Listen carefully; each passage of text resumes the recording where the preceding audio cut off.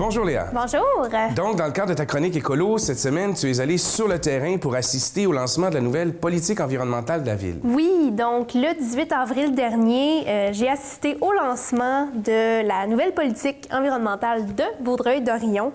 C'est vraiment une initiative que je souhaitais souligner cette semaine parce qu'il s'agit vraiment d'une politique volontaire qui vient confirmer l'engagement de la Ville en matière d'environnement, en fait.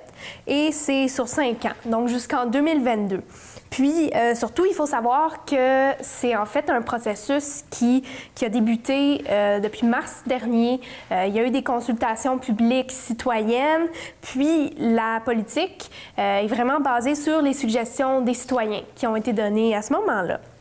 Et pour faire un petit résumé vite, en fait, la politique est séparée en 5 grandes thématiques. La première thématique, ça concerne tout ce qui touche à la protection et l'utilisation de l'eau.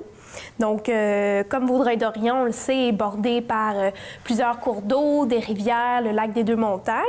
La Ville considère que c'est vraiment important de protéger ces plans d'eau, mais surtout d'en faire une utilisation responsable.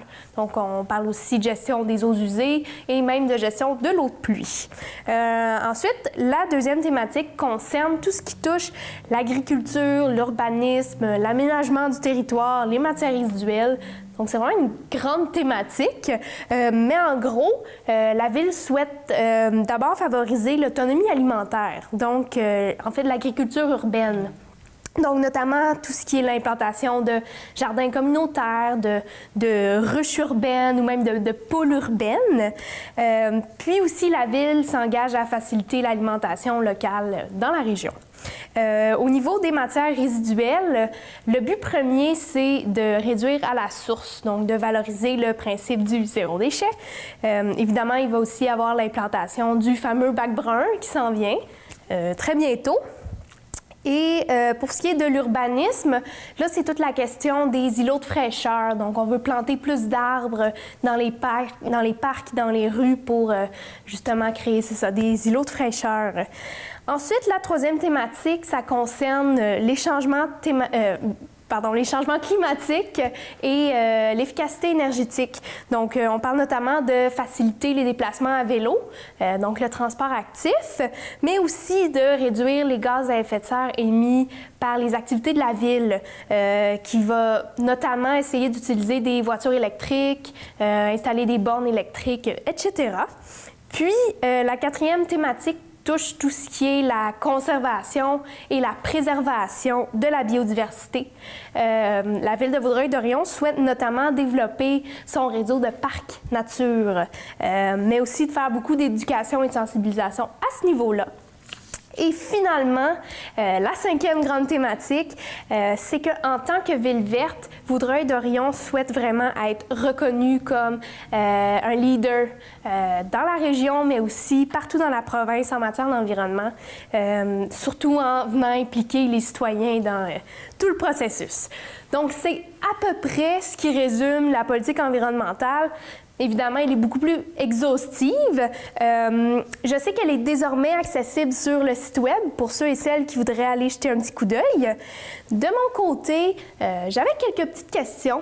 Donc, je suis allée rencontrer Ariane Leroux, qui est la chargée de projet en génie et environnement à la Ville de Vaudreuil-Dorion et qui a évidemment grandement collaboré à l'élaboration de la politique.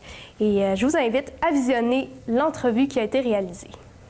Vous venez de faire le lancement officiel de la nouvelle politique environnementale de la Ville de Vaudreuil-Dorion. Je voulais savoir, c'est quoi les grandes lignes de cette politique-là? Donc, on a axé la politique sur 5 grandes thématiques. Donc, on a la protection de l'eau, la protection de l'air, la protection du sol, on a le milieu naturel, puis on a aussi l'administration municipale. Donc, on a mis plusieurs thématiques on les a regroupées parce qu'on a plus que 150 mesures. Donc, c'est sûr que ce qui en est ressorti principalement, ce que les gens nous ont demandé, c'est bien sûr le compostage, la réduction des déchets. On a la compostage qui s'en vient cet automne. Donc, on a entendu, on a mis des mesures en place, on va travailler là-dessus. On a l'économie d'eau potable aussi au niveau de l'arrosage, au niveau de l'utilisation efficace de l'eau. On a l'agriculture urbaine, l'agriculture de proximité qui est ressortie énormément dans les consultations. Donc, l'utilisation de jardins communautaires, les forêts nourricières, l'agriculture urbaine au sens plus large. Est-ce qu'on intègre des ruches urbaines? Est-ce qu'on intègre des pôles? Présentement, on a le droit aux pôles urbaines à Vaudreuil-Dorion au niveau résidentiel, mais est-ce qu'on les intègre dans les ICI, donc les instituts, les commerces, les industries? Est-ce qu'il y a une école pour avoir des pôles? C'est des questions qu'on va se poser dans le futur. On s'est mis des échéanciers, donc on va pouvoir... en gros, c'est ce qui est ressorti. Et pourquoi est-ce qu'une ville comme Vaudreuil-Dorion voudrait se doter d'une politique environnementale? Bien, c'est pas qu'on veut se doter, c'est que c'est une évidence. On est rendu là, on fait plusieurs choses en environnement. On veut se donner des lignes directrices, on veut se donner un guide en disant on se met des objectifs, on se met des échéanciers, il faut les respecter. Puis comment on fait pour y arriver? Bien, c'est par différentes mesures qu'on intègre dans nos programmations, dans nos planifications annuelles. Donc, dans les 5 prochaines années, oui, on va travailler là-dessus. Et tout au long du processus, vous avez intégré le citoyen. Je sais que vous avez fait des tables de consultation, des consultations publiques. Pour la suite, ça va être quoi le rôle du citoyen dans la mise en place de la politique? C'est prioritaire. C'est la politique, comme tu l'as dit, on est parti de ce que les gens nous ont dit. On l'a pas fait à l'inverse. On est vraiment parti de ce que les gens avaient comme préoccupation, puis on les a intégrés. Puis on est vraiment allé en principe de pyramide.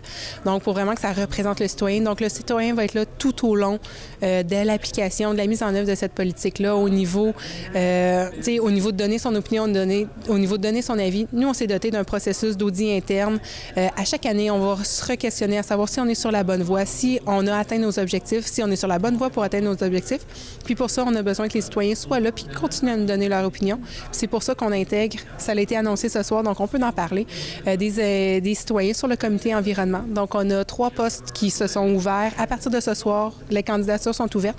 On demande aux gens de nous soumettre leur lettre d'intention, leur CV pour qu'on puisse trouver une belle équipe complémentaire avec les gens qui sont déjà sur le comité environnement, justement pour amener des nouvelles idées, des nouveaux projets, puis s'assurer que ce qu'on continue à faire, ça représente la volonté des citoyens de Vaudreuil-Dorion. J'ai lu dans la politique que vous avez des objectifs par rapport à l'agriculture locale, donc à l'achat local au niveau alimentaire. Est-ce qu'il y en a aussi au niveau de l'achat local et durable dans les autres sphères, les autres commerces de la ville? On a un volet sur la politique environnementale qui touche le zéro déchet.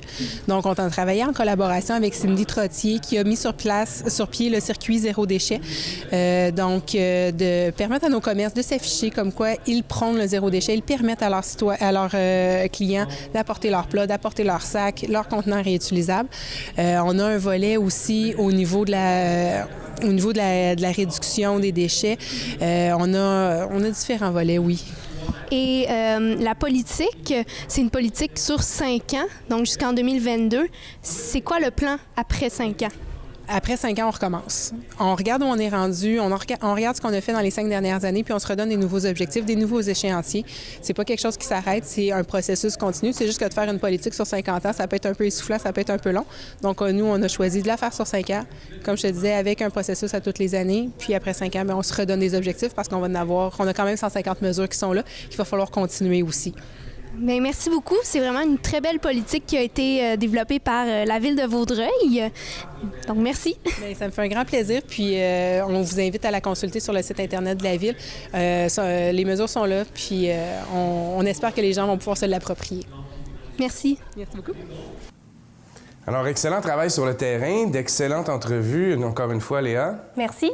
Et ce qui est intéressant à savoir, c'est, en tant que toi, jeune écologiste, est-ce que cette politique-là te plaît? Est-ce que ça répond? Oui, bien en fait, je crois que la Ville de Vaudreuil-Dorion se dote vraiment d'une politique qui est complète, puis ça va vraiment lui permettre de devenir une ville exemplaire en termes d'environnement dans la province. J'ai par contre quelques petites questions qui restent peut-être sans réponse pour l'instant, notamment au sujet du transport en commun, parce qu'on parle beaucoup de développer le réseau de pistes cyclables, ce qui est vraiment excellent.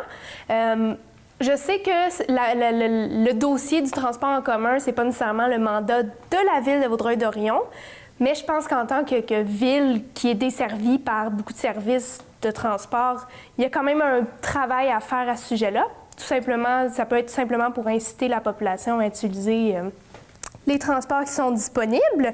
Donc, j'ai hâte de voir ce qui va être proposé à ce sujet-là. Et ensuite, on mentionne la plantation d'arbres pour créer des îlots de fraîcheur.